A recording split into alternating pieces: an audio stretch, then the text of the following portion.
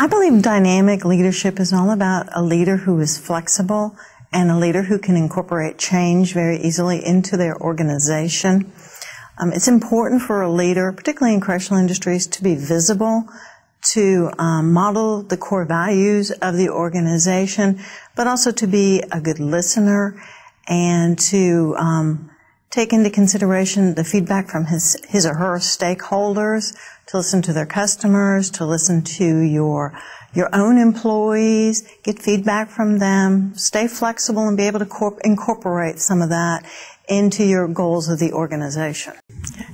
In correctional industries, and I'm sure this is true of a lot of industries and private industry as well, you receive information from a myriad of sources all across the board. You receive information constantly from trade publications, from your own employees, from vendors, from customers, and you have to be able to incorporate all of that information and be able to analyze it and apply critical thinking skills to what's important, how is this going to affect your organization, what do you need to change as far as your long or short-term goal. So critical thinking is extremely important to an industry's director, particularly because you've got a lot of different industries to handle. We're so unique in correctional industries because we're such a large conglomerate of different industries, and no one can possibly understand everything there is to know about, let's say, printing and laundry. You know, you can't be an expert in any of them. So you have to take all the information you're getting from all these sources, apply your critical thinking skills on that, and make decisions based on the information that you have and the analysis that you can do from all of that information. Management and leadership are both important to any business. Management is all about the day-to-day operations, the day-to-day decision-making.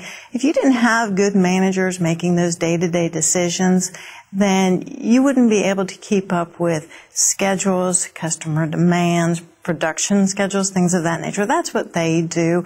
They keep things going and they manage the operations.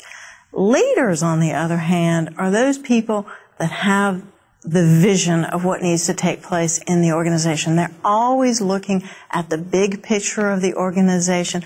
They're always taking in information. They have a lot of passion about what they do. They love to talk about what they do. They have followers because they have that passion. And they're the ones that can lead the organization into the future. They're the ones that define and model the culture of the organization. And they're really the ones that take the organization forward and keep it going. The vision and the mission of an organization is not something that you can just put on paper and frame it and hang it on the wall and expect everybody to follow.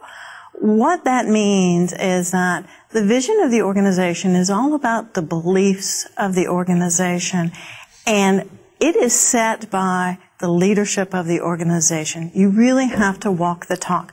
People are going to model your behavior, and they're going to model the vision and the culture of the organization based on how you react to different experiences within the organization.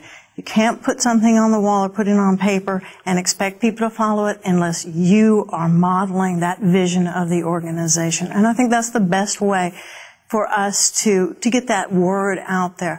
We can talk about it. We should talk about it. We should talk about it at every opportunity we have with our employees, with our inmates, with our stakeholders. But unless you are living that every day, that's not what the vision or the culture is going to be. I believe the culture of an organization is really about how you interact with your customers, your stakeholders, and with the other employees in your organization. And the people who set that culture is really the leader and his executive team. The three ways that I think you can really get that out there is, first and foremost, those people, the leader and his executive team, have to walk the talk. They have to show the organization, this is what our beliefs are, this is what our culture is. But you also have to be out there with your employees talking about it at every opportunity. Get their feedback on what they think. Is this the right way for us to go?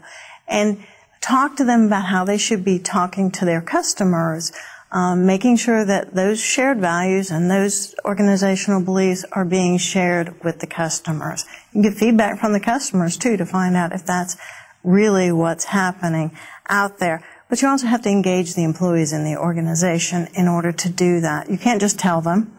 You have to engage them, get them to tell you that this is what we believe the culture of the organization is and should be, and get their feedback and their buy-in with that as well.